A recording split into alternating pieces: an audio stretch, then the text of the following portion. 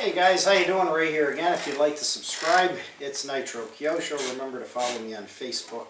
Nitro Kyosho, all one word, brings you to the community page. A lot of cool stuff linked there. Well, I get a lot of questions, guys, about this big buggy. And I've had a lot of guys on me lately saying, you don't do enough car videos anymore. Everything is helicopter, helicopter. And I started as a car guy, and I still want to be remembered as a car guy.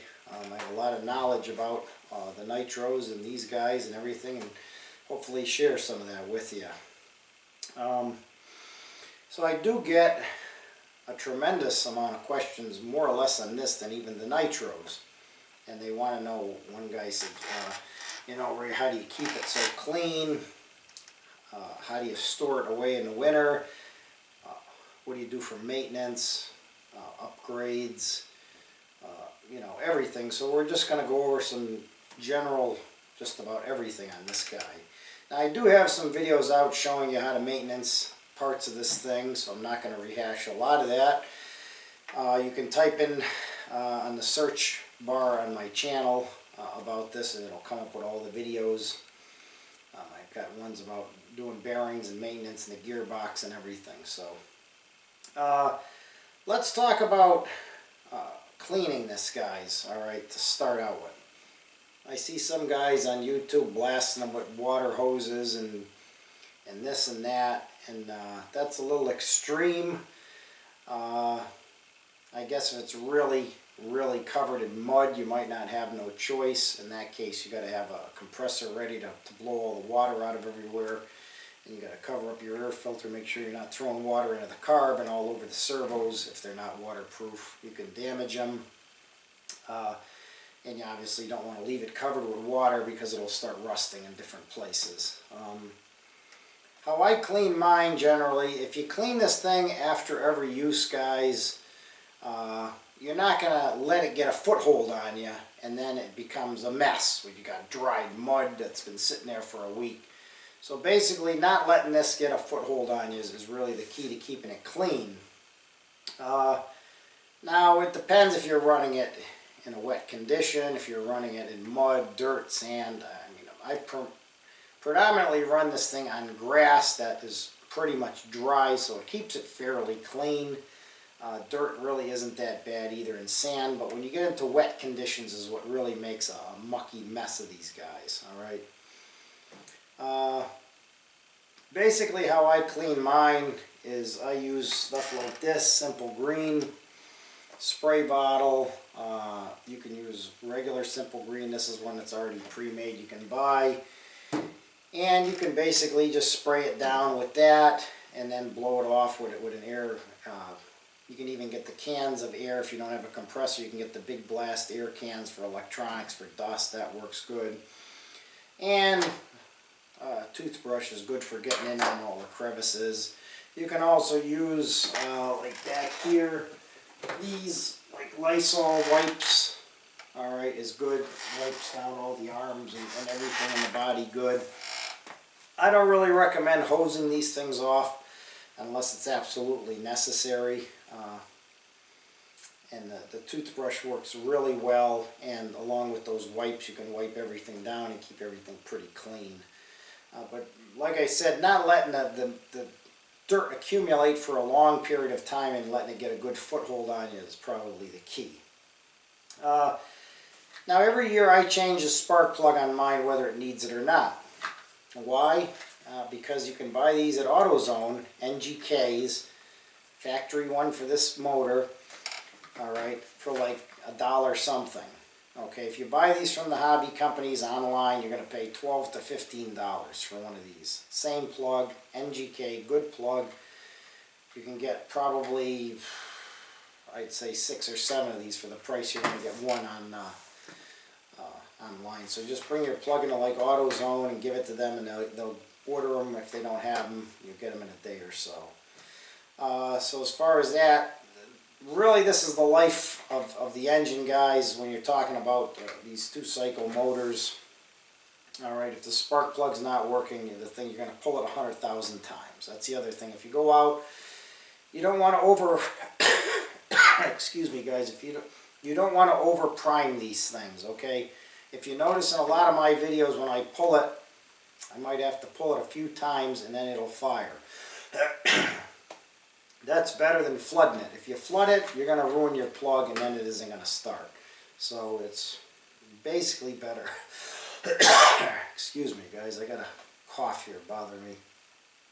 It's better to give it a few pumps at a time, okay? And that's also going to depend. If you haven't used it in a long time, probably about 7 pumps. If you used it in the morning and you want to use it at the night again, you might only have to give it 1 or 2 pumps, okay? So be aware of that, guys, or you'll flood it and you'll ruin your plug. Okay.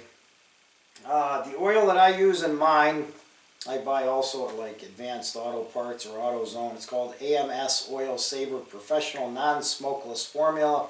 This guy won't blow a lot of smoke out. It's 100 to 1 pre-mixed synthetic 2-cycle oil. Okay.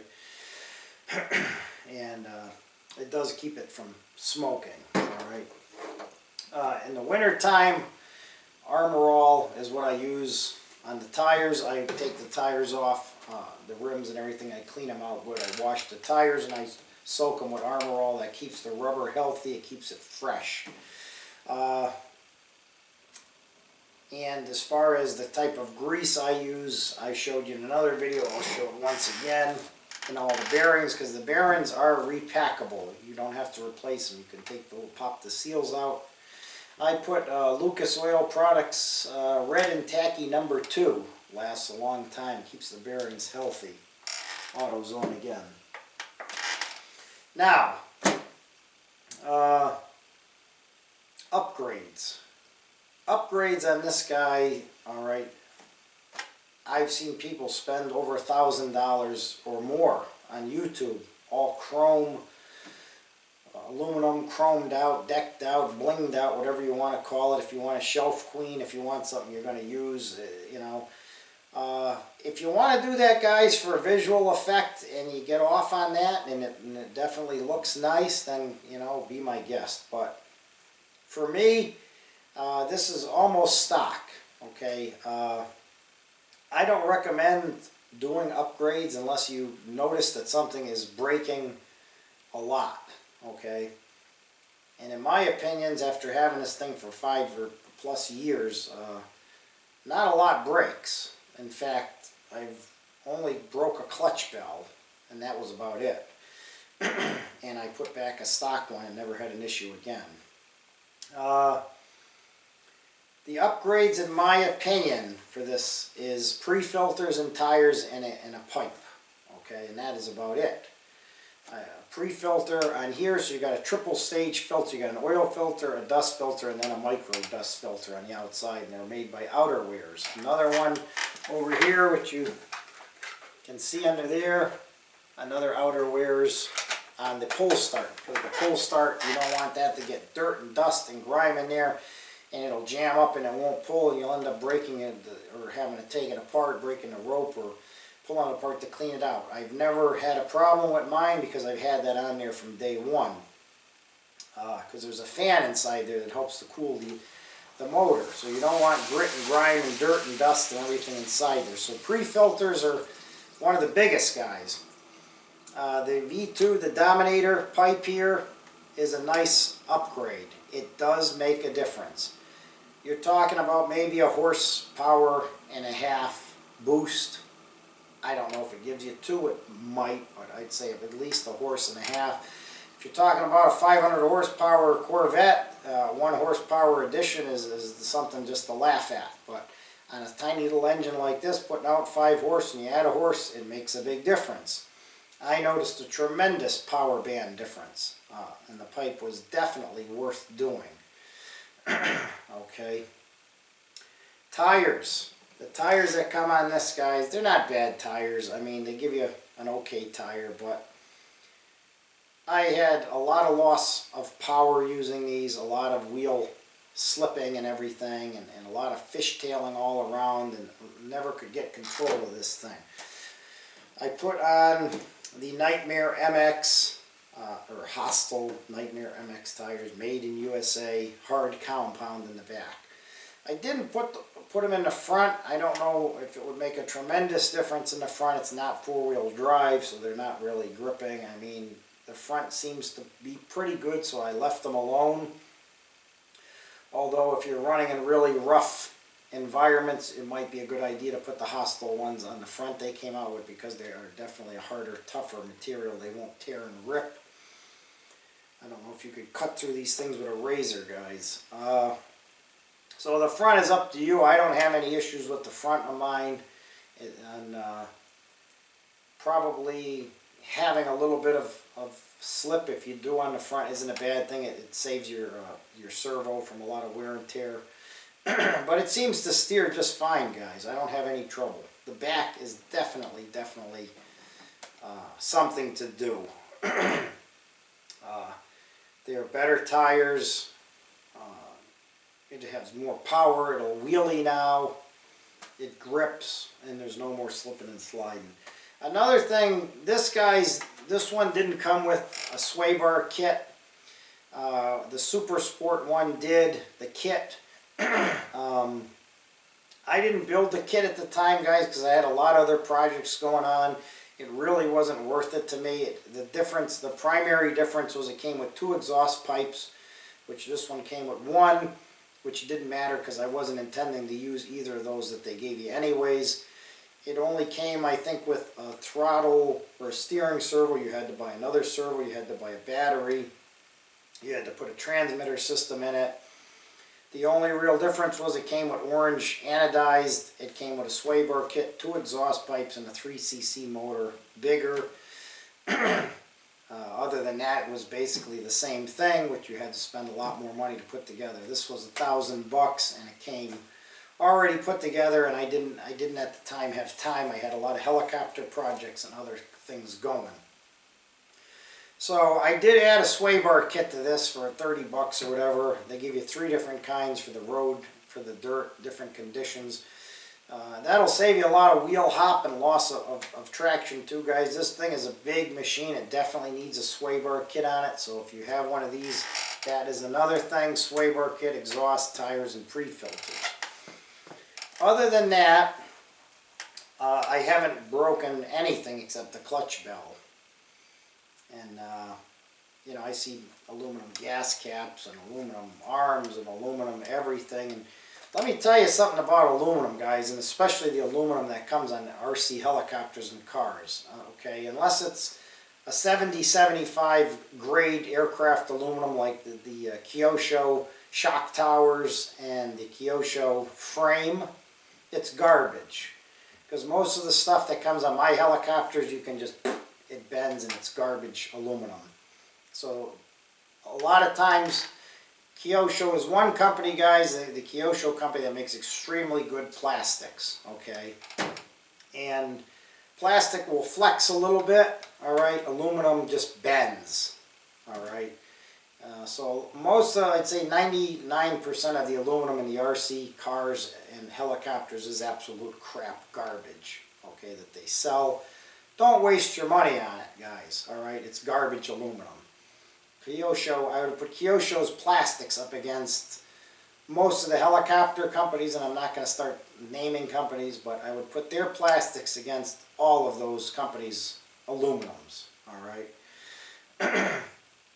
So if you want to go for the bling, guys, and you want to do it because it looks pretty and all that, that's up to you. I'm not going to talk you out of it. I'm just giving my opinion. But,